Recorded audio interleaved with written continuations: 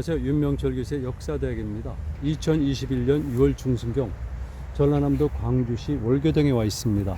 여러분들이 보시는 것은 특별한 형태의 두기 무덤이 있는데요. 이 무덤을 가지고 굉장히 많은 문제점들이 발생하고 있습니다. 우리나라에도 무덤이 많고요. 일본에도 무덤이 많습니다. 그런데 일본에서는 4세기부터 6세기 말 또는 7세기 중반까지를 고분 시대라고 그러는데요. 그만큼 고분이 굉장히 많습니다. 우리도 물론 많습니다만. 그런데 문제가 되는 것은 일본 열도에서 전형적인 고분으로 알려진 것이 전방 후원분입니다. 전방 후원분은 무덤의 앞부분은 네모나게 되어 있고요. 뒷부분은 둥그랗게 되어 있어서 시신은 둥근 곳에 모시는 겁니다. 그런데 이것이 일본 열대 전형적인 것으로 알려져 있습니다. 실제로 일본 열대에 가게 되면은 전방 후원분이 현재까지 약 2,600여 개가 되어 있고요. 무덤이 워낙 많습니다. 그런데 우리는 전방 후원분과 똑같은 형태는 없는데요. 그런 상황 속에서 전라남도의 일부 지역을 중심으로 해서 이렇게 전방 후원분과 유사한 형태의 무덤들이 발견이 되는 겁니다. 이를테면 현재 제가 있는 전라남도 광주시 월계동 지역, 명화동 지역, 그 다음에 해남, 그 다음 심지어는 북쪽은 고창까지도 많은 곳에 전방 후원분이 있거든요. 그럼 여러분 생각해 보세요. 얼마나 이것이 미묘하고 문제를 일으키겠습니까? 일본 열대 전형적인 고분이 우리나라 전라남도에 있다는 것은 일본 세력들이 온 곳이 아닌가 이렇게 추론할 수가 있고, 실제적으로 일본인들은 그런 주장을 끊임없이 해왔었는데요. 18세기 중반 이후에 일본에서는 일본인들이 한반도의 남부를 지배했다는 설을 주장하기 시작했습니다. 그러다가 일본이 당시 조선을 식민지화시키면서 소위 말한 식민사관을 만들어냈는데, 그 가운데 중요한 것 중에 하나가 바로 임나일본보설입니다. 임나일본보설이란 것은 일본 열도에 있는 정치 세력들이 한반도의 남부 지역에서 4세기부터 6세기까지 약 200여 년 동안 임나일본보라는 관청을 두고 정치를 했다는 것이죠. 그래서 그것을 입증하기 위해서 이 사람들은 광개토당 비문의 해석이라든가 이 지역에 있었던 이런 전방 후문들의 존재를 주장했던 겁니다. 그런데 이 지역에서 이런 고문들이 발견됐는데 장고형 고분 또는 장구형 고분이라고 붙였습니다. 모양은 여러분들이 보시는 것처럼 우리 전통적인 장구의 모양을 띠고 있거든요. 그건 우리식의 명칭이고 일본 사람들은 전방 후원분. 그래서 현재까지 고조선 시대부터 고대 시대가 끝날 때까지 있었던 우리나라의 모든 고분 양식을 보면은 전방 후원분과 꼭 연관된 것은 없습니다. 이를테면 북한에서는 전방 후원분의 원형이 자송리 고분군, 송암리 고분군에 있다고 얘기를 하고 있고요. 그런 것들이 일본의 시마네 현이라든가 오카야마 현에 그 영향을 주었다고 얘기를 하고 있는데요. 꼭 같지는 않습니다. 또 한 가지 중요한 사실은 일본의 전방 후원분은 우리의 예상을 뛰어넘는 만큼 어마어마한 규모를 가지고 있습니다. 큰 것은 세계에서 가장 큰 무덤이라고 알려져 있는데요. 직경이 500m에 가깝습니다. 뿐만이 아니라 거기에서는 굉장히 중요한 여러 가지 흙으로 만든 인형들이 무덤 주변에 쭉 일렬로 서 있고요. 그리고 이렇게 보이는 것처럼 무덤의 전방 후원분의 옆에는 또랑이 있습니다. 이 또랑이 하나가 있는 경우도 있고 2개가 있는 경우도 있고 3개가 있는 경우도 있는데, 그만큼 그 시기에 정적 권력이 강하면 강할수록 무덤의 규모는 엄청나게 커지고 이 또랑도 3개까지 있다는 겁니다. 그래서 전방 후원분이 기원은 어디인지 모르겠지만 일본 열도에서 고분 시대의 전형적인 고분이란 것은 일말의 여지가 없습니다. 그런데 여기서 이런 것들이 발견되니까 일본인들은 이것을 기화 또는 빌미로 삼아서 한반도 남부 지역을 통치했다는 임나일본보설의 한 근거로 삼는 겁니다. 그런데 이런 주장을 일률적으로 주장하기는 좀 무리가 있어 보여요. 그래서 우리 학자들이 일부 반박을 하면서 이 설이 조금씩 극복되고 있습니다. 저 개인적인 견해는 조금 다른데요. 저는 기본적으로 그 당시에 있었던 정치 질서를 이렇게 보고 있습니다. 지금 이 시기는 무덤은 5세기 내지 6세기경이고요. 일본 열도에서는 4세기부터 발견이 되고 있거든요. 그래서 바로 4세기, 5세기, 6세기경의 동아시아 지역은 우리가 말하는 고구려, 백제, 신라, 가야, 그 다음에 일본 열도로 가서 외가 있는데요. 외를 우리와 전혀 별개의 국가가 아니라 고구려, 백제, 신라, 가야 마찬가지로 우리 민족의 큰 질서의 한 덩어리를 본다는 겁니다.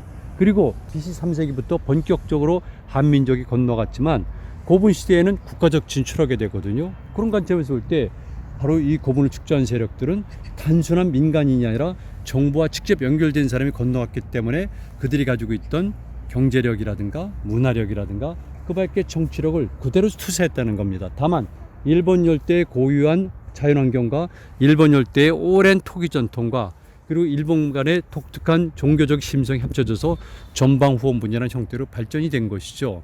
저는 이 지역에서 일본의 전형적인 전방후원문이 발견된다고 해서 특별한 문제가 된다고 보지는 않습니다. 간단합니다.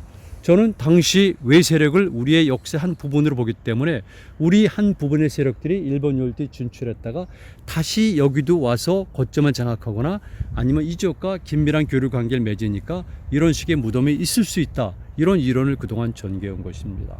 자, 이제는 이 전방 후문에 관해서 또는 장고영 고문에 관해서 좀 더 구체적으로 말씀을 드리는데요. 여러분들이 제가 보여드리는 사진을 보십시오. 보면은 알겠지만 전형적으로 전방 후문으로 되어 있거든요. 그래서 이렇게 앞쪽은 네모난 형태로 되어 있고 뒤에는 무덤으로 되어 있는데 그 가세에 보면은 이렇게 토 위로 만든 커다란 물건들이 서 있죠. 항아리용도 있고 원통용도 있고 또는 기마군사도 있고 말도 있고 심지어는 독특한 형태의 기하학적 문양을 가진 조형물도 있거든요. 그래서 이런 것들이 전형적인 조형물인데 여기도 있었으리라고 믿지만은 발굴 과정 속에서는 이렇게 특별하게 드러난 것은 없었어요. 다만 이것이 전방 후문의 형태를 띠고 있었고 또 한 가지는 비록 하나지만은 주변에 호가 있다는 겁니다. 그래서 일본 열대에 있었던 전방 후문과는 다르지만 이 지역에 있었던 외계 세력으로서의 일부의 존재는 인정할 수밖에 없다는 것이 제 학설이 있죠. 전방호흡 문제는 굉장히 예민한 주제를 가지고 있습니다. 이 전방호흡을 어떻게 해석하느냐에 따라서 우리 민족에게는 일본 열도의 기마민족 가설, 반대로 일본인들의 임나일본부설, 그 밖에도 여러 가지 사안들이 걸려 있거든요. 저는 전방호흡문을 해석하는 이론을 좀 더 다양하고 거시적이고 그 시대의 상황을 이해하는 선에서 이론을 정립한다면은 일본인들이 주장하는 일본인의 한반도 남부 진출설이라든가 또는 임나일본부설은 오히려 반대로 해석할 수가 있다는 주장을 하고 있습니다. 이렇게 전방 후원부는 기본적으로 원방각이라는 동아시아의 기본적인 사상도 기인하지만 실제로 무덤 형태를 보면은 무덤 봉분이 원형이고요. 앞에는 제단이 있습니다. 이 제단이 형태가 발달된 것을 저는 전방이라고 보고 있어요. 그리고 이 구조를 말씀을 드리면요. 이렇게 조그만 도랑들이 둘러가면서 있는데 하나, 두 개, 세 개가 있지 않습니까? 이것은 몇 가지 의미를 가지고 있는데 첫 번째는 무덤이 흙으로 됐을 경우에 주변을 둘러싸고 있는 물의 존재라는 것은 흙과 물의 조화를 상징하고 있습니다. 또 한 가지는 이렇게 도랑을 하나, 두 개, 세 개로 감싸 거대하면 거대할수록 거기 묻힌 사람들의 정책 권위를 입증할 수가 있고요. 그리고 많은 인력들을 동원할 수 있는 경제력이 있다는 것도 반증할 수가 있다는 겁니다. 또 한 가지는 오히려 일본 열도에 있는 사람들이 이 땅에 있는 사람들보다는 종교적 심성이 훨씬 강한데요. 그럴 수밖에 없는 이유는 일본의 자연환경이 우리 한반도보다 훨씬 나쁩니다. 천재지변이 워낙 많기 때문에 일본은 비교적 자연에 대해서 두려움을 갖는 그런 문화를 갖다 보니까 종교적 심성이 강하고 그런 심성과 의식성이 강해지면서 우리보다 더 확실하게 의례에 치중한 전방 후문의 형태가 만들어졌을 것으로 생각을 합니다. 그리고 실제적인 측면인데요. 일본은 벼농사 문화를 통해 가지고 경제력이 급상승하고 정치력이 확장됐거든요. 그때 중요한 것은 바로 농경 문화 일환인데 농사를 짓는데 가장 필요한 것이 물입니다. 그런데 이렇게 거대한 전방 후문이 있는 지역은 여기에 물을 가둬둠을 해서 이 물을 농경에 활용할 수가 있다는 겁니다. 자, 하필은 왜 이 지역에 이런 전방 후문이 있을까? 조금 전에 말씀드렸지만은 전라남도 지역에 많이 있는 이유 중에 하나는 일본 열도와 교류할 때 전라남도에 있는 세력들이 해류와 조류와 바람을 이용해서 가장 손쉽게 현재 큐슈 북서부라든가 서부 지역으로 상륙할 수가 있어요. 그리고 그들이 주차가 돼서 다시 키나이 지방에 정착을 하거든요. 그래서 이런 자연환경 속에서 교통노란 조건 속에서 바로 이 지역에 있는 사람들이 일본 열도에 진출했고 또 그 지역에서 성장한 사람들이 다시 올 수 있는 것도 이 지역이라는 겁니다. 그런 의미에서 이 지역에는 외색계의 문화가 있을 수밖에 없고요. 또 하나 중요한 사실은 이렇게 외계 세력들이 와서 이주할 수가 있고 그리고 이렇게 무덤을 축소할 수 있다는 것은 그만큼 경제력이 상승한 것을 뜻하거든요. 지금은 여기가 시내 한가운데인데요. 실질적으로 전에는 여기가 논지대였습니다. 여기서 조금만 벗어나게 되면 영산강 본류랑 만나게 된다는 겁니다. 그렇다면 우리가 충분히 생각할 수 있죠. 바로 고대에는 교통이 수로교통이었었는데 해양을 통해서 일본 열도와 교류가 있고 그 다음에 영산강 하구를 통해서 이렇게 광주 안까지 강이 흘러가면서 내륙 수로망이 발달한 겁니다. 그래서 이 지역에 정착한 사람들은 바로 여기와 연관된 물류망을 획득하면서 경제적으로 큰 힘을 갖게 되고 이것을 기반으로 해서 이 지역에 정적 세력이 있을 수가 있던 것이죠. 그래서 바로 이 무덤도 영산강 본류와 가까운 이곳에 무덤이 있다는 겁니다. 그러면서 전방호원본의 존재는 비단 고대 한일 관계사뿐만 아니라 이 지역이 경제적으로 얼마나 무궁무진한 가치가 있는가, 그리고 이 지역이 해양교통, 강산교통과 얼마나 관계가 있는 것을 실증적으로 입증할 수 있는 자료라고 볼 수 있습니다. 여기가 전방에 해당하는데요. 지금 많은 부분이 깎여져 내렸지만 보나마나 평평했을 겁니다. 그리고 저기 원형이 되어 있는데 보시는 것처럼 저기에 무덤 입구가 되어 있어요. 무덤 입구죠. 현실 입구가. 일반적으로는 저랬을 경우에 저기가 원형이긴데 여기서는 전방, 후원, 그리고 후원 옆쪽에 문이 나 있으니까 조금 색다른 것입니다. 여기에 이렇게 해자가 깊게 남아있죠. 지금은 아파트 단지에 있는데 전에는 여기가 어떤 상태였습니까? 습지 개발되기 전에는 농지가 아니라 습지. 네, 습지 겸 이제 습지를 개발해서 이제 논으로도 좀 쓰고 있는 그런 상태. 바로 불과 3,400m에 바로 영산강이 지나가고. 영산강 본류가 흐릅니까? 본류죠. 영산강 본류가 지나가고 같은 수계라고 봐야죠. 지금 아파트가 들어서기 전에는 땅 자체가. 그러니까 예전에는 영산강을 통해서 바다에 있는 배들이 여기까지 올라온 거네요. 올라왔다고 봐야죠. 그러니까 이 지역에 묻힌 사람들은 바로 영산강 수계 해양과 강상의 물류망을 장악한 사람들이기 때문에 경제를 성장할 수가 있었고, 그래서 이들이 혹시나 정치력을 가졌으면 정치 세력이 됐고, 아니라면 단순한 경제적 능력을 가진 토호거나 아니면 상업 세력으로 볼 수가 있는 것이죠. 전반적으로 일본에 있는 큰 전방호원본에 비해서는 적기 때문에 비교적 소규모지만 우리 지역에서는 전방호원본 자체가 흔하지 않기 때문에 문화적으로 역사적으로 가치가 있는 것입니다. 역시 바로 영산강이 흐르고 있죠. 바로 옆에 있어요.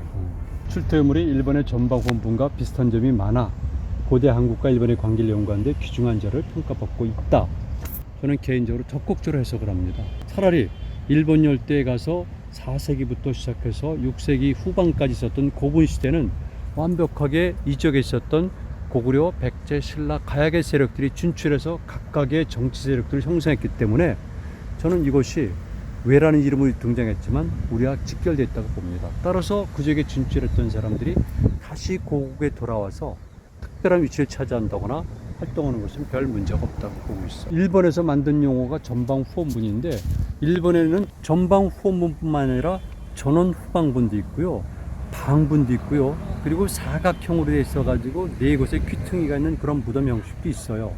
이것들은 대부분 고구려라든가 신라라든가 가야라든가 또는 백제라든가 이런 양식과 연관이 되어 있다는 겁니다. 다만 일본의 자연환경과 생태환경 그리고 문화적 특성, 정치 세력이 형성되는 과정의 독특한 시스템 때문에 일본에서는 전방 후원분이라는 독특한 모양의 그리고 특별한 의미를 가진 무덤이 만들어진 것이죠.